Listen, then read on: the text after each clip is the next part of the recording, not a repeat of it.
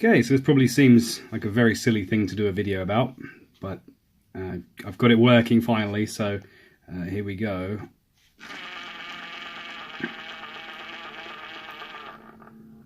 You would be surprised at how much wailing and gnashing of teeth is required to get this to work. So, underneath, this is a cobalt point motor. It's got a DCC chip built into it. It's going into the bus underneath, and then underneath here, if I can just tilt it the other way.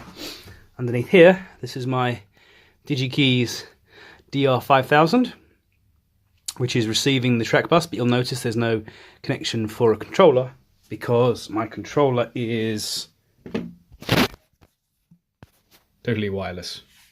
So yeah, I'm really pleased with that actually.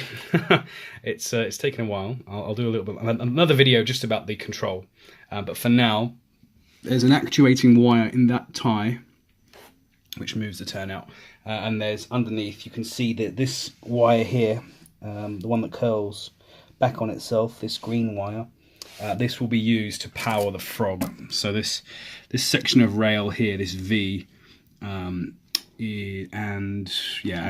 here are isolated from everything else, so they'll need to be powered, and that's how you do it. So yeah, awesome stuff.